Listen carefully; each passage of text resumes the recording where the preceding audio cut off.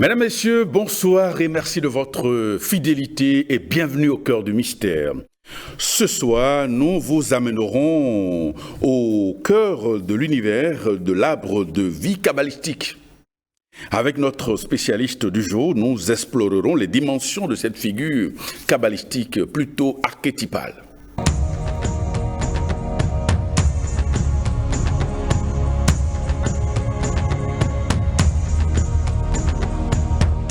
Nous recevons ce soir Wilfried Apovor, il est instructeur spirituel et kabbaliste. Wilfried Apovor, bonsoir. Bonsoir. Et merci d'être au cœur du mystère. C'est nous qui vous remercions pour cette invitation. Alors, qu'appelle-t-on arbre de vie en Kabbale? L'arbre de vie, en fait, c'est, comme tu l'as si bien dit dans ton introduction, c'est cet archétype, en fait, sur laquelle se greffent pratiquement toutes les créations ou toute création.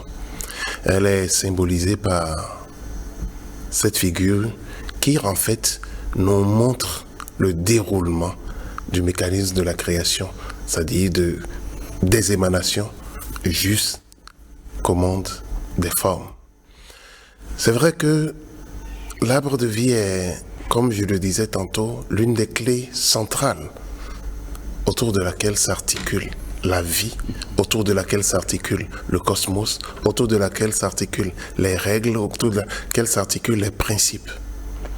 Vous voyez, la genèse de l'arbre de vie, nous lirons dans le livre de la Genèse 1 et 2, où Dieu a créé le monde et a placé, symboliquement, Adam et Ève dans le jardin d'Éden. Dans ce jardin, on nous a parlé qu'il y a l'arbre de la connaissance du bien et du mal, dont Ève a mangé le fruit et en a donné à manger à Adam.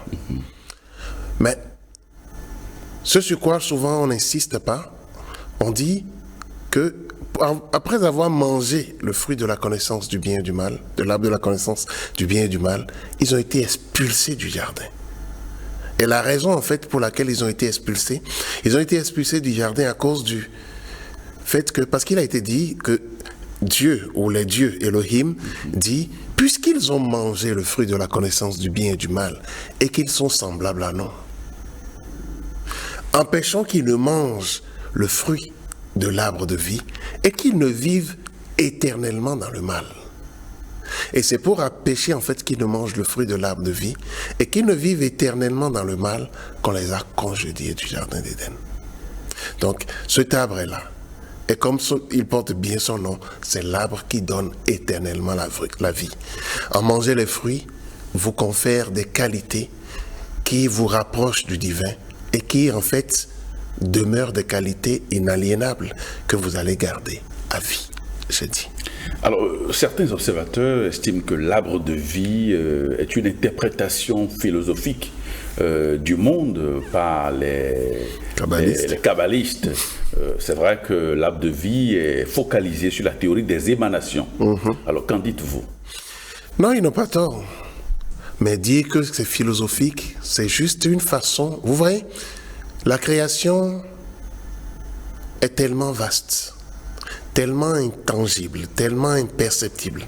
Et l'arbre de vie, en fait, nous permet de pouvoir appréhender, un tant soit peu, ce processus de création, ces règles et ces normes qui, en fait, nous invitent chaque fois à nous rapprocher davantage du divin. C'est vrai que quand vous prenez l'arbre de vie, le kabbaliste vous dira l'homme debout n'est que l'arbre de vie. D'abord, il commence par être Dieu, Yod, sa tête, le premier ré, ses deux mains, le vav, son tronc, et le deuxième ré, ses deux pieds. Et on retrouve également ça dans l'arbre de vie, le yod qui en fait est affecté aux émanations et en relation avec un monde que nous connaissons sous le nom du monde de la Zilut, le monde du Bria, de Yetzira et de la Sia. Asilut ici fait référence aux émanations. Et l'émanation, en fait, c'est, comme on le dit, Dieu a créé le monde après avoir rêvé. Donc c'est une émanation. C'est quelque chose qui prend naissance et qui, à l'origine, n'a pas de forme tangible. Et cette émanation commence par se présenter sous forme d'esquisse, sous forme de schéma, de croquis, ainsi de suite. Et ce croquis commence par prendre forme, par prendre des dimensions, par prendre des couleurs, par prendre des orientations, et ça finit par prendre forme dans le monde matériel. Et si nous regardons l'homme, avant de créer quelque chose, nous commençons d'abord dans le monde des émanations. À dire l'autre, nous pensons, nous nourrissons cela par nos émotions, Bria. Nous assemblons le matériel ou les éléments qui doivent nous amener à pouvoir réaliser ce que nous voulons, Yetira, et nous donnons forme à notre création dans le monde ancien. J'ai dit. Concrètement, comment est-ce qu'on peut présenter l'arbre de vie kabbalistique? On ne pourra que présenter, c'est comme je le dirais, nous sommes en train de parler ici, mais c'est les intelligences qui nous autorisent à dire des choses que nous pouvons dire. Absolument. Vous n'êtes pas sans savoir que c'est vrai. Nous allons dire des choses que certaines personnes peut-être ne sont pas censées entendre. Mais s'ils l'entendent, c'est bon. Ceux qui sont censés entendre vont pouvoir les entendre. Présenter l'arbre de vie revient tant soit peu à présenter l'univers, à présenter Dieu. Encore que l'homme, comme je l'ai décrit tout à l'heure, n'est que l'émanation, ou du moins la copie de cet arbre de vie. Et comme on le dit, cet arbre de vie, en réalité, on dit Etz Ha-Haïm, qui en fait est l'arbre de vie, représente en fait une émanation qui nous présente 10 sphères qui sont à l'image des 10 doigts de la main. Ouais. Et ces 10 sphères vont du plus subtil au plus dense, c'est-à-dire de l'intangible au tangible, de l'invisible au visible, de l'intouchable au touchable. Et cet arbre de vie, en réalité, comme je le disais tantôt, représente pratiquement tout. Comme on le dit, les sphères qui, kabbalistiquement en hébreu, sont appelées Séphira, qui en fait veut dire numération, nombre. Et ces nombres, en fait, si l'on doit les faire, vont de 1 à 10. Et vous allez voir, 1 représente Keter, l'émanation, ce en quoi l'homme peut croire sans pouvoir le voir. Et le 10 représente l'homme. Et si l'on voit bien, on voit déjà dans le 1 et le 10 le principe de tout ce qui est en haut comme ce qui est en bas. Et comme ce qui est en bas. Ouais. Et ce principe, cette loi continue pour dire tout ce qui est en haut est semblable à ce qui est en bas. Et ce qui est en bas est semblable à ce qui est en haut pour réaliser le miracle de l'unité. Et vous voyez, là nous avons le 1 de Keter et nous avons le 10 de Malkout qui revient encore à 1. Et on nous dit que cet ensemble, en fait, n'est fait que pour réaliser le miracle de l'unité. Laquelle unité? Cette unité incontestable que tout le monde admet, quand bien même on lui donne de différents noms, en fonction des cultures, en fonction des religions, en fonction des croyances. Ce principe peut s'être appelé Dieu, Allah, Mahou, Yahweh, bref, libre à vous de lui donner le nom que tu veux. Et quand on voit cette disposition, en fait, elle nous exhorte à autre chose. J'ai l'habitude de dire vouloir. C'est pouvoir. Pouvoir. Mais vouloir, pouvoir, c'est toute une alchimie qu'on met en marche. Si dans le vouloir, nous faisons appel à la quintessence divine qui est en nous, qui est connue sous le nom de la volonté, qui est l'attribut de la première sphère nommée Keter, que nous appelons Keter, ça veut dire en fait couronne. En hébreu. En hébreu. Et vous savez, dans les Apocalypses, dans les écrits de l'Apocalypse, on dit à celui qui vaincra, il lui sera donné une couronne. Donc à celui qui vaincra, il atteindra la gloire de Keter. Mais cette couronne, la couronne, c'est le diadème des élus et des rois. La couronne est portée à celui qui joue un rôle où il reçoit une effluve des émanations divines. Et donc, Keter nous parle de cet attribut qui est mis à la disposition de tout homme qui veut bien travailler à l'émanation, à la réalisation de la volonté de Keter sur la terre qu'il nous donne en partage. J'ai dit. Alors, on parle souvent dans les milieux kabbalistiques, Wilfried Apofo, des composants de l'arbre de vie. On parle des séphirotes, des sidérotes, etc. En clair, vous pouvez nous expliquer ces différents concepts, ces différentes notions? Les séphirotes, j'ai commencé tout à l'heure en réalité. J'ai dit l'arbre de vie nous présente un schéma qui nous montre 10 cercles. Ces 10 cercles sont reliés par des chemins qui sont appelés sentiers. Donc, séphirotes, c'est les cercles. Les chemins sont les sentiers, synérotes. Et vous allez constater, il y a un lien, qu'il soit visible ou invisible, entre les différentes sphères. Et ce lien, en fait, quand vous prenez par exemple la première sphère, Keter, elle est reliée à la seconde, Chokma. Elle est reliée à la troisième, Bina. Elle est reliée à la quatrième, Chesed. Elle est reliée à la cinquième, Kebora. Elle est reliée à la sixième, Tiferet. Elle est reliée à la septième, Netza. Elle est reliée à la huitième, Chod. Elle est reliée à la neuvième, Yesod. Elle est reliée à la dixième, Malkut. Donc, Keter a une ramification qui relie Keter aux 9 autres centres. De même, Chokma, qui relie Chokma aux 9 autres centres, et ainsi de suite jusqu'au 10e. Et ceci, en fait, nous donne des perspectives d'études. Vous l'avez dit, en réalité, si nous prenons les différentes sphères, je l'ai dit tout à l'heure, on les scinde en 4. Les 3 premières sphères constituent des sphères du monde des émanations. Les 3 qui suivent constituent les sphères du monde de la création. Les 3 qui suivent constituent les sphères du monde de la formation. Et la dernière, qui est une sphère, constitue la sphère du monde de l'action. Et donc, vous avez le monde des émanations, qui est appelé le monde des dieux. Le monde de la création, qui est appelé le monde des émotions. Le monde de la formation, qui est appelé le monde de la logique, de la raison, et le monde de l'action, qui est appelé le monde de la matérialité. Et les 4 mondes, en fait, s'entretiennent, ou chantent perpétuellement, comme les 4 animaux saints, Apocalypse 4, le nom de Dieu. Kadosh. Très bien. Et c'est ça, en fait, c'est des réalités qui se soutiennent et qui s'entretiennent continuellement dans un monde de création perpétuelle.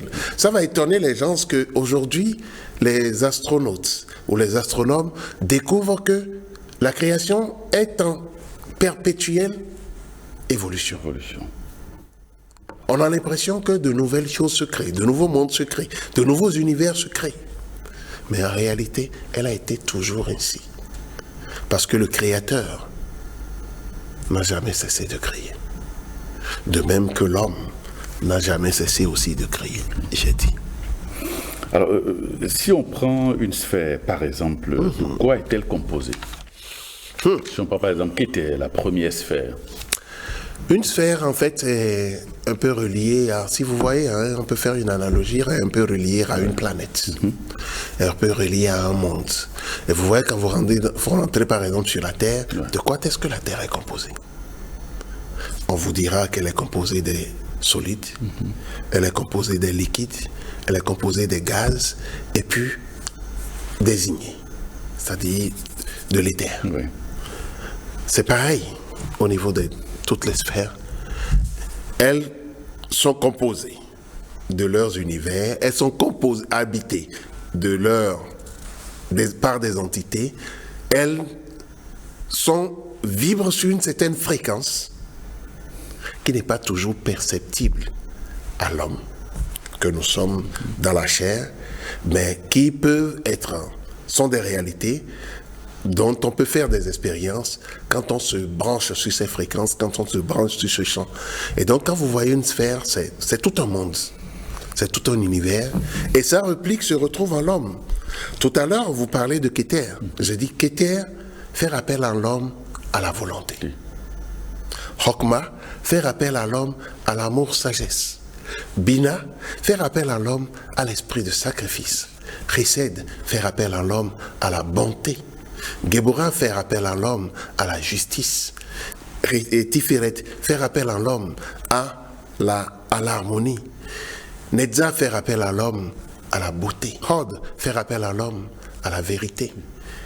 Yesod, faire appel à l'homme à la pureté. Oui. Et Malkout, faire appel à l'homme à l'action. Pour ne citer que ceux-là. Nous pouvons avoir encore d'autres analogies. Absolument. Nous pouvons avoir d'autres comparaisons. Oui. Nous pouvons avoir d'autres niveaux. Donc, c'est vrai que si vous prenez chaque sphère, vous avez cette division de 4. Émanation, création, formation, action. Dans chaque sphère. Donc, vous avez, comme je l'ai dit tantôt, les 4 éléments, les 4 subdivisions que l'on retrouve sur la Terre, que vous retrouvez également au niveau de chaque sphère. J'ai dit.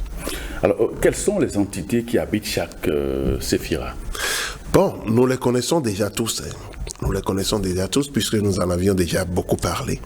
Si vous prenez chaque sphère, vous avez par exemple une cohorte d'entités qui habitent chaque sphère. Kéter, par exemple. Commence par Kéter. Que je commence par Kéter. Oui. D'accord. Kéter, nous avons les intelligences ou le cœur d'anges qui habitent Kéter, qui sont les séraphins. Oui.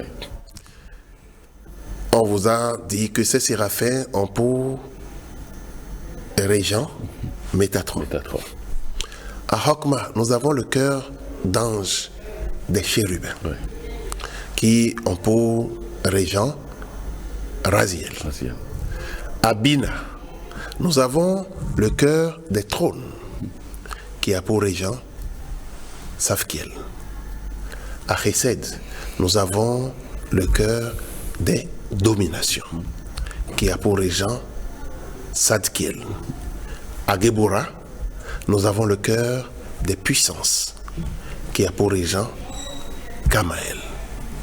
À Tiferet, nous avons le cœur des vertus, qui a pour régent Raphaël. À Netza, nous avons le cœur des principautés, qui a pour régent Haniel. À Hod, nous avons le cœur des archanges, qui a pour régent Michael. À Yesod, nous avons le cœur des anges, qui a pour régent Gabriel. Et à Malkout, nous avons le cœur des âmes glorifiées, oui, qui sont appelés les saints, les illuminés, et les hommes, qui a pour régent Yeshua. Alors, comment peut-on travailler concrètement avec chaque sphère? Travailler concrètement avec chaque sphère revient déjà à apprendre à cultiver les vertus liées à chaque sphère. À Kéter, nous avons par exemple la vertu liée à Kéter, c'est la volonté. Pour travailler avec Kéter, vous travaillez avec Métatron ou avec les séraphins, ou vous travaillez à activer votre volonté. Et vous travaillez également à éviter le manque de volonté. Vous travaillez avec les couleurs qui sont associées à Kéter, qui est la couleur violette par excellence. C'est autant d'éléments que vous pouvez utiliser pour travailler avec Kéter. C'est ça. Pour travailler avec Hokma, on vous demandera de travailler à cultiver l'amour et la sagesse. Vous travaillez avec le prince Raziel, vous travaillez avec le cœur des chérubins, vous travaillez avec la couleur orange. Vous allez travailler à cultiver l'amour et à éviter la haine, qui est le défaut associé à ce cœur.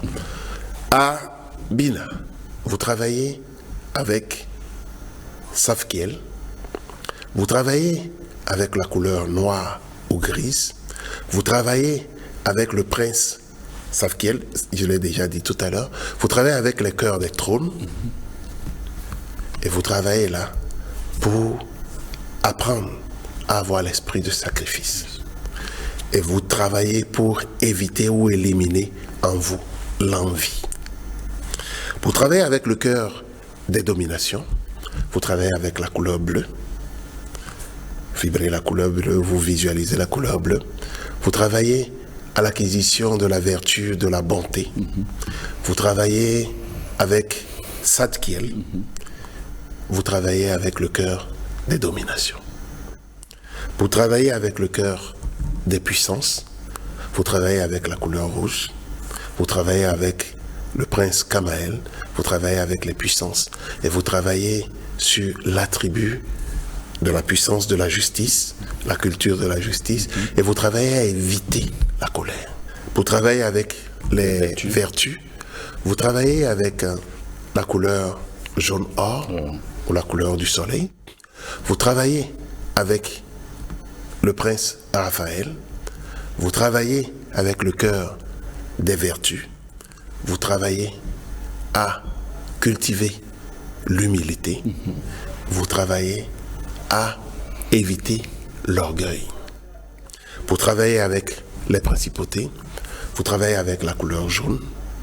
Vous travaillez avec le prince Aniel. Oui. Vous travaillez avec les principautés. Oui. Et vous travaillez ici à cultiver l'amour pour la beauté. On vous demandera d'éviter la luxure. Vous travaillez avec les archanges. Vous travaillez avec la couleur, une couleur multicolore, ou la couleur marron. Vous travaillez avec l'ange prince Michael. Vous travaillez avec les archanges. Vous cultivez la vérité et vous évitez les mensonges. Pour travailler avec les anges, on vous demandera de travailler avec la couleur verte, de travailler avec le prince Gabriel, travailler avec le cœur des anges, travailler à cultiver la pureté, à pratiquer les actes de piété, la prière, les purifications, ainsi de suite. Et on vous demandera d'apprendre à éviter la paresse. On peut associer. Et en dernier ressort, vous avez Malkout. Pour travailler avec Malkout, on vous demandera de passer à l'action. D'agir. Mot d'ordre de Malkout.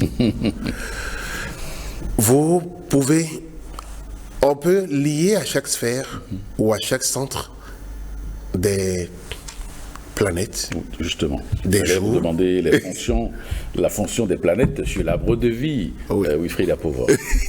On peut lier à chaque sphère des planètes, des jours, des dates, qui vous donnent en fait des ouvertures ou des possibilités pendant lesquelles vous pouvez travailler avec chaque cœur ou chaque sphère.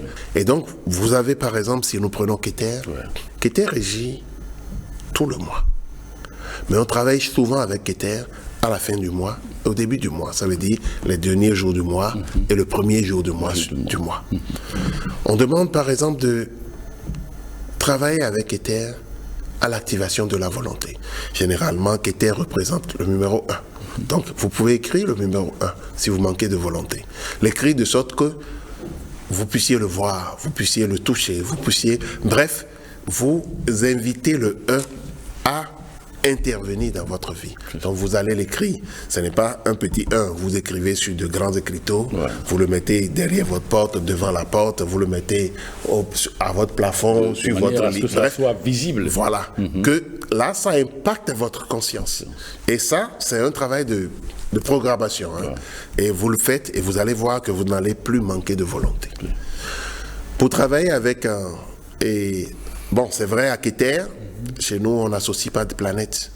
Mais bon, des fois, on associe Neptune. Et Pluton. À Keter. On passe à Chokma, qui est le deuxième centre, qui est associé au nombre 2. Si c'est l'amour qui vous manque, ou vous voulez travailler à éradiquer la haine de vos comportements, vous allez apprendre à, comme je l'ai dit pour le 1, écrire le 2 un peu partout. Et ici, on vous demandera de travailler. Vous prenez votre calendrier, les dates du 7, du 14, 21 et 28 du mois. Vous travaillez avec les chérubins ou avec le prince Raziel. On passe. Et la planète là, Uranus. Oui, c'est Uranus, qui est associé à Rokhma. Le troisième centre, Bina, la planète qui est associée à Bina, c'est Saturne. Merci. Saturne est associé à Bina. Saturne est associé au jour du samedi. Et pour travailler avec Bina, on vous demandera de travailler les samedis, de travailler avec le prince Safkiel ou avec le cœur des trônes. Ouais. Et généralement, Saturne, c'est la planète en fait du karma. Oui. C'est la planète qui vous permet en fait de demander une rémission, c'est-à-dire une réduction de peine, de dettes, de dettes karmiques, des fautes, de tout ce qui peut constituer des entraves. Ouais. Et on dit en fait, Saturne délimite les limites dans lesquelles, le cadre dans lequel votre vie doit se dérouler. Et c'est pour ça, généralement, vous allez constater que beaucoup d'auteurs ou beaucoup de maîtres demandent aux étudiants de travailler d'abord à l'élimination de leur karma. Donc, le travail du samedi, c'est un travail capital qui vous permet de pouvoir vous rendre libre. Parce que j'ai l'habitude de dire une chose. Si Saturne délimite pour vous les limites de 1 mètre carré, vous allez sentir les limites. Oui. Mais si ces limites sont de 1 million de mètres carrés ou 1 million de kilomètres de part en part, c'est que vous ne vous rendez pas compte que vous êtes dans une enclave. Et donc, c'est important de travailler avec Bina, de travailler avec Saturne pour l'élimination karmique. Travailler avec Chesed, ici qui nous parle en fait de la grâce, de la bonté, de la prospérité, de l'abondance, tant matérielle que spirituelle. Chesed en fait nous offre les possibilités de travailler avec Jupiter, qui est la planète associée. Le prince de Chesed, c'est Zadkiel. Et il nous offre la possibilité de demander les grâces, de demander les bénédictions, de demander que la bonté de Dieu se manifeste dans nos vies. Et Chesed, en fait, nous ouvre les portes de la grâce. C'est par le biais de Chesed que nous avons la possibilité d'avoir la chance, comme on le dit de façon prosaïque, ou de pouvoir avoir des choses qui n'étaient peut-être nullement programmées dans notre vie. Pour travailler avec Geburah nous permet de pouvoir travailler sur notre côté, sur la justice. La planète liée à Geburah, c'est Mars. Et qui parle de Mars, parle de la justice, parle de la rigueur, parle du courage, ainsi de suite. Parle même de la guerre que nous devons déclarer à nos tendances inférieures, qui en fait nous retardent. Et comme on le dit, pour faire cette guerre, pour essayer de transcender nos mauvaises habitudes, nos aléas ou nos tares qui nous retardent, le mardi, Mars et Geburah sont indiqués. Et l'ange prince ici est Kamael.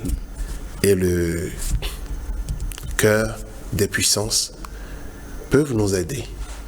Kabbaleb a l'habitude de dire que la rigueur que nous dépose Geburah, c'est une rigueur que nous devons exercer sur nous, mais pas que nous devons exporter sur nos frères pour montrer que nous sommes rigoureux. Non. Nous devons apprendre de Geburah à être rigoureux vis-à-vis de nous-mêmes et à être des agneaux vis-à-vis des autres. Quant à Tiferet, qui nous demande l'harmonie, en fait, qui instaure l'harmonie dans nos vies et qui instaure en fait la restauration et la guérison sur tous les plans. Avec Tiferet, nous avons le soleil qui chaque jour sort à l'est pour nous rappeler notre mission première, que nous sommes les fils du soleil. Et comme tel, nous devons pouvoir apprendre à rayonner. Et vous voyez, comme il est écrit dans la Bible, on dit que Dieu ne fait pas sortir son soleil seulement pour les bons, mais il le fait sortir pour les bons et pour les méchants. Il ne fait pas pleuvoir seulement dans le champ des bons, il le fait pleuvoir dans le champ des bons et des méchants. Et donc, avec le soleil, avec Tiferet, on nous demande d'être rayonnant et de rayonner de lumière, d'ordre, d'harmonie, de paix, de sorte que nous ne fassions exception de personne, que nous puissions être bons vis-à-vis de tout le monde, que nous puissions transporter ou faire en sorte que tous ceux qui nous rencontrent puissent être impactés par cette harmonie qui émane de nous, que nous puissions être, comme le dit la prière adressée à Raphaël, comme de petits soleils, porteurs de vie et de santé. Voilà. Si nous, pour travailler avec Netza, on nous demande alors, Netza nous parle de Vénus, de la beauté, et Vénus en fait nous dit que nous avons mis à notre disposition les bonnes choses dont regorge la vie. Et pour disposer de ces choses, Vénus nous parle de l'amour, Eros, c'est-à-dire l'amour que l'on peut avoir pour le sexe opposé, nous parle de l'amour pour les bonnes choses, les bonnes tables, les bonnes tenues, la beauté de façon générale. Et ici, nous pouvons célébrer Vénus les vendredis. J'ai oublié de dire pour Tiferet, c'est les dimanches. Les dimanches. Les vendredis. Et travailler avec les principautés et le prince Aniel pour demander à instaurer en nous cet amour, cette harmonie qui fait que nous puissions capter les autres au travers de nos habillements, au travers même de nos paroles. Parce que quand Vénus impacte vos paroles, vous attirez. Les gens ont envie de vous écouter. Et bon, comme le dit Kabaleb, dit que ce qui est beau soit également véridique. Donc c'est que cette beauté doit nous conduire vers Hod, qui doit nous amener à faire un travail où nous devons toujours être vrais, être véridiques dans tout ce que nous faisons. Et ça, nous sommes dans le domaine de Hod, qui nous dit ici que le vrai, le beau doit être vrai, mais cette vérité est marquée par Michael, qui est le prince des archanges, qui est marqué par le cœur des archanges, qui est marqué par la planète Mercure, qui est marqué par le mercredi. Et nous exhorte à nous ouvrir aux autres, à pouvoir partager nos connaissances. Que ça ne sert à rien de disposer de toutes ces connaissances et de les enfermer sur soi, de ne pas pouvoir partager. Encore que, comme le dit bien Kabaleb dans un de ses enseignements, il dit, quand vous détenez une connaissance et vous la gardez pour vous, elle va pourrir. Mais si vous la partagez, elle va se multiplier. Parce que, en la partageant, la connaissance se renouvelle. Et pour se renouveler, parce que en partageant, c'est comme si vous videz. Comme on le dit, les sphères en fait sont comme des vases communicantes. Tout à fait. Et quand vous videz une sphère, celle qui est supérieure vient la remplir. Et ainsi de suite, jusqu'à ce que vous avez la possibilité ou la capacité de faire en sorte que les émanations de Keter puissent se retrouver dans vos réalités matérielles. Et donc, si vous faites ce travail avec Hod, avec Michael, vous allez pouvoir faire ce travail, comme je l'ai dit, les mercredis. Et nous venons enfin à Yesod, qui est le fondement, la pureté. Voilà. Ce fondement, cette pureté, pour travailler sur ce fondement, cette pureté, ce fondement nous renvoie vers notre famille, vers notre foyer, vers notre communauté, vers notre nouvelle Jérusalem. Ce fondement, cette pureté, ce foyer, pour travailler avec, nous travaillerons avec le lundi, qui est le jour indiqué, la lune qui est la planète attachée à cette sphère, le prince Gabriel qui est le prince et les anges de façon générale pour nous aider, pour nous guider dans notre marche, dans notre ascension vers le divin. Et nous avons au niveau de Malkout la cohorte des saints, des illuminés, des maîtres qui sont là pour nous aider à pouvoir prendre le chemin du retour. Parce que vous savez, hein, l'homme que nous sommes, nous aimons nous reposer sur nos lauriers. Nous n'aimons pas travailler. Nous n'aimons pas transcender nos états. Nous voulons voir les choses se produire de façon magique. Or, nous sommes la magie. Nous sommes cette clé qui peut opérer cette magie que nous recherchons. Et quand on met en relation, ou quand on active ces principes de vie, tels que nous venons de le dire, en réalité, c'est que, comme je le dis souvent, les lois de Dieu sont à la disposition de ceux qui se donnent à les satisfaire. Et comme on le dit, à celui qui vaincra, il sera donné un nouveau nom. On lui donnera un habit blanc. On lui donnera des colliers qu'il mettra sur ses yeux. Et il pourra entendre et voir les merveilles du monde de Dieu, j'ai dit. Alors, Wilfried Apovo, Oui. Il est dit dans les ouvrages spécialisés sur la Kabbale que chaque sphère est un arbre de vie en miniature. Comment comprenez-vous cela? Oui. Dans chaque sphère, nous revoyons en fait un arbre de vie. Et vous allez voir que dans chaque sphère, nous avons encore un arbre de vie. Et cet arbre de vie de 10 sphères, donc vous allez voir que vous prenez par exemple Keter, vous avez Keter, Keter Hakma, Keter Bina, Keter Chesed, Gebura, Tiferet, Netza, Hod, Yesod et Malkut. Jusqu'à Malkut. En fait, ça constitue en fait des subtilités, des subdivisions que vous avez au niveau de chaque sphère. C'est vrai que ça c'est sur le plan macro. Sur un plan micro, chaque homme, vous avez votre arbre de vie personnalisé en fonction de votre naissance. Ah bon, d'accord. Donc, ces subdivisions de 10 sphères dans chaque sphère permettent en fait de rentrer dans cette généalogie macro sur chaque sphère pour pouvoir voir d'autres déclinaisons, pour pouvoir voir d'autres niveaux d'analyse, pour pouvoir voir d'autres niveaux d'ouverture ou de fermeture, ça dépend. Et avec quelle intelligence nous avons la possibilité de travailler. Vous vous rappelez ici que quand on parlait des cœurs d'anges, je vous ai dit que quand on parle d'un cœur, en réalité, c'est un ensemble vocal qui réalise au travers du chant. Et vous allez constater que le cœur de chaque sphère est composé de 10 éléments qui vont du Keter jusqu'à Malkout au niveau de chaque sphère.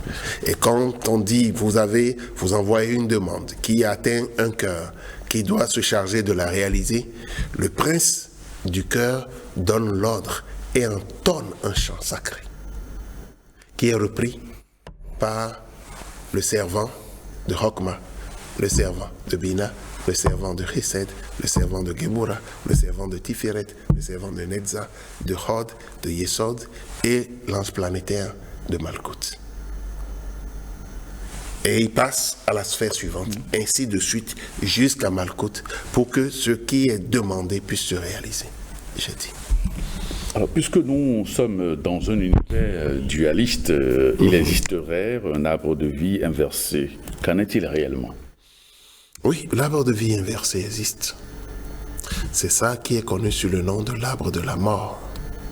Il y a l'arbre de vie. Il y a l'arbre de la mort. Et il y a l'arbre de la mort. Et les fruits de l'arbre de la mort, je n'ai jamais cessé de les citer ici. C'est ça l'envie, c'est ça la paresse, c'est ça la gourmandise, c'est ça la colère, c'est ça la luxure, c'est ça l'orgueil, c'est ça les mensonges, c'est ça l'avarice, c'est ça la haine, c'est ça les manques de volonté. Toutes les fois que vous manquez de volonté, vous nourrissez votre Keter inversé. Toutes les fois que vous avez une haine vis-à-vis de vous-même, vis-à-vis de quelqu'un, vous nourrissez votre Orkma inférieur. Toutes les fois que vous avez une envie, vous enviez la position de quelqu'un, vous enviez quelque chose de quelqu'un, vous nourrissez votre Bina. Et négatif, de l'arbre de la mort. Toutes les fois que vous avez de l'avarice ou de la gourmandise, vous nourrissez votre Chesed de l'arbre de la mort. Toutes les fois que vous avez de la colère, vous nourrissez votre Gebura de l'arbre de la mort. Toutes les fois que vous avez de l'orgueil, vous nourrissez votre Tiferet de l'arbre de la mort. Toutes les fois que vous avez la luxure, vous nourrissez votre Netza de l'arbre de la mort. Toutes les fois que vous mentez, vous nourrissez votre Hod de l'arbre de la mort. Toutes les fois que vous paraissez, vous nourrissez votre Yesod de l'arbre de la mort. Toutes les fois que vous refusez d'agir, vous nourrissez votre Malkout de l'arbre de la mort. J'ai dit. Alors, quels sont les véritables codes pour pénétrer l'arbre de vie et en tirer profit, Wilfried Apovo? Je viens d'en donner tellement. Et aux oreilles averties, comme le dit l'autre, à ceux qui ont des oreilles, ils ont entendu. Ceux qui ont des yeux, ils ont vu. Ceux qui en d'autres sens, ont pu sentir la véracité ou la simplicité de ce que je suis en train de dire. En fait, c'est une réalité dans laquelle nous vivons. Ouais. Il suffit simplement que l'on prenne conscience de cela. Et comme je le dis tantôt, les principes de vie sont là et ne demandent qu'à servir ceux qui se mettent à les activer.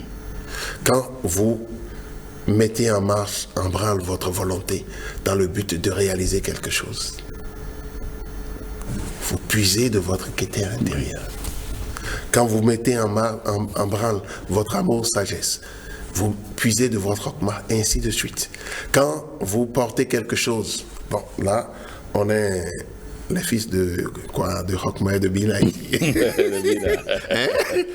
Oui, puisque bon, on est en blanc, en noir, et bon, au moins j'ai une cravate bleue, donc qui me renvoie à vert et sel. Donc, en fonction même des couleurs que vous avez, et comme je le dis tantôt, faites-le de façon consciente.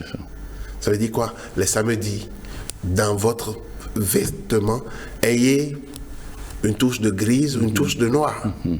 Les jeudis, ayez quelque chose en bleu. Les mardis, quelque chose en rouge. Les dimanches, quelque chose en jaune or. Les vendredis, quelque chose en jaune. Les mercredis, quelque chose de couleur multicolore ou en marron. Les lundis, quelque chose en vert. Et vous allez voir. C'est que, vous voyez, on dit, le monde spirituel, c'est un monde de symboles, c'est un monde de codes. Ce code met en relation les nombres, le son et les couleurs, c'est-à-dire les mondes et le son. Donc, vous voyez, vous travaillez sur une question d'ondes, et quand vous êtes en harmonie avec ces vibrations, vous attirez à vous ces intelligences, ces entités qui travaillent pour vous.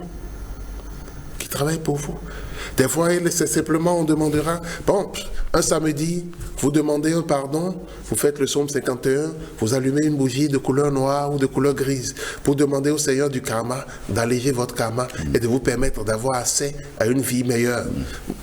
Bon. C'est-à-dire de la façon la plus simple que soit. Un jeudi, vous allumez une bougie de couleur bleue et vous demandez au Seigneur de pouvoir vous pourvoir de biens matériels, tant matériel que spirituel, pour que vous puissiez mener une vie qui puisse vous permettre de réaliser les objectifs de votre incarnation. Un mardi, vous demandez au Seigneur de la justice, de vous rendre justice sur un cas que vous avez peut-être, ou vous trouvez peut-être qu'on est en train de vous bléir, ou qu'on est en train d'abuser de vous. Vous savez, chez nous, on dit que le hasard n'existe pas dans le monde de Dieu. Et rien n'arrive par hasard. Si ces choses arrivent, c'est peut-être pour des raisons que vous ne comprenez pas. Et ce n'est pas parce que vous ne comprenez pas que ça n'existe pas. Vous demandez qu'on vous explique ou qu'on vous permette de comprendre. On peut vous l'expliquer. Si vous avez des contacts faciles, vous posez des questions aussi prosaïques que cela puisse paraître, vous allez faire des rêves, vous allez tomber sur des émissions comme celle-ci qui vous disent qu'en réalité que les choses sont ainsi parce que vous n'avez pas changé de vie. Si votre niveau de conscience change, si vous devenez débonnaire, vous pardonnez, vous ouvrez, forcément vous changez de vie. Mais quand vous allez toujours rester rigide, agrippé à votre position, c'est toujours vous qui avez raison. Le monde ne se construit pas ainsi. On dit que quand on vous jette des pierres, vous avez plusieurs possibilités. Vous pouvez ramasser les pierres pour en faire un tas. Vous pouvez construire un mur pour vous protéger contre les prochaines pierres. Ou vous pouvez construire un pont pour aller vers celui qui vous jette les pierres. Libre à vous. De même, on vous dira, l'arbre de vie vous offre 3 colonnes. La colonne de la sévérité, la colonne de la grâce et la colonne de l'équilibre. L'équilibre, c'est sévérité et grâce, c'est la science et la foi. Et on demande à l'homme de science d'avoir un peu de foi, et on demande à l'homme de foi d'user un peu de science pour pouvoir emprunter la voie de l'équilibre, j'ai dit. Alors, les sentiers de l'arbre de vie, qu'on appelle les sidérotes, quels renseignements nous donnent-ils? Ces sentiers de l'arbre de vie, en fait, vous renseignent sur votre niveau d'évolution sur le plan spirituel. Si vous regardez ces sentiers sont au nombre de 22. Sur les 22 sentiers, on vous dira que, en astrologie kabbalistique par exemple, sur ces 22 sentiers, on travaille avec 19. Oui. On laisse les 3 sentiers qui sont reliés à Keter. Parce qu'un homme conscient ne peut pas encore travailler sur ces sentiers. C'est ça. Et donc, sur ces 19 sentiers, les sentiers sur lesquels vous avez évolué et les sentiers sur lesquels vous avez encore du travail à faire sont renseignés en fonction des 19. Donc, on vous parlera sur ces 19 sentiers, on parlera de votre évolution ou de votre matérialité sur le plan spirituel, sur le développement spirituel. Et donc, ces sentiers renseignent sur vous, sur votre niveau d'évolution dans la lumière ou sur votre niveau d'ancrage dans la matière. Alors, comment comprendre la notion de descente et de remontée de l'arbre de vie? La notion de descente n'est qu'une notion où l'on quitte le subtil pour le matériel. La notion de la montée, c'est une notion où on vous dit vous quittez le matériel pour atteindre le subtil. Donc, c'est que vous dématérialisez le matériel. En fait, vous quittez les plans matériels pour les plans spirituels, pour les plans spirituels les plus subtils. Et c'est ça. Alors, est-ce que vous pouvez nous entretenir sur les anges qui assurent la descente et ceux qui facilitent la remontée quand on se met dans la perspective de Shema Foresh, les 72 anges de la Kabbale? Je pourrais bien le faire, mais je ne le ferai pas. D'accord. On a compris. Donc vous avez déjà compris. Oui. Okay. Alors, comment réaliser un arbre de vie personnalisé, Wilfried Apovo? Là, je vais vous demander d'aller au cours d'astrologie et de venir après au cours d'astrologie kabbalistique. Mais une chose est certaine, c'est que dès que on prend votre thème, tout à l'heure, vous savez, si vous prenez l'arbre de vie, on a mis tout à l'heure les planètes. Il y a également les signes. Les 12 signes du zodiaque qui se retrouvent sur l'arbre de vie. Vous avez par exemple au niveau de Bina, vous avez les signes de Capricorne et de Verseau. Au niveau de Chesed, vous avez les signes de Sagittaire et de Poisson. Au niveau de Géboura, vous avez les signes de Bélier et de Scorpion. Au niveau de Tiferet, vous avez le signe du Lion. Au niveau de Netza, vous avez les signes du Taureau et de la Balance. Au niveau de Chod, vous avez les signes de Gémeaux et de la Vierge. Au niveau de Yesod, vous avez le signe du Cancer. Et au niveau de Malkout, vous avez l'ascendant. Donc en prenant votre thème et dans les signes, les planètes qui se retrouvent dans les signes, vous les affectez aux sphères dans lesquelles ces signes se trouvent. Donc si par exemple je prends votre planète, je retrouve le Soleil dans le signe de Gémeaux. C'est juste un exemple. Dans le signe de Gémeaux, ça veut dire que si je prends votre arbre de vie personnel, j'aurai le soleil dans la sphère de Chod. Puisque Gémeaux se retrouve dans Chod, et ainsi de suite. Donc c'est juste une caricature pour pouvoir déjà affecter les planètes dans les sphères, sur un plan personnel, et puis bon, parce que ça va beaucoup plus loin que ça. Parce qu'il faut affecter les planètes, il faut voir la circulation des énergies, il faut voir les orientations, et puis bon, là, vous avez un arbre de vie complet qui vous, en fait, donne la structuration de l'âme. Donc, ça vous donne les forces et les faiblesses de l'âme de l'intéressé. Et vous donne également les outils sur lesquels l'intéressé doit travailler pour une ascension sur le plan spirituel et sur lesquels il doit travailler pour une matérialisation dans le plan matériel. Merci Wilfried Apovo. Je rappelle que vous êtes instructeur spirituel et kabbaliste. Merci pour ces informations que vous nous apportez. Amis téléspectateurs, merci de nous avoir suivis et à très bientôt.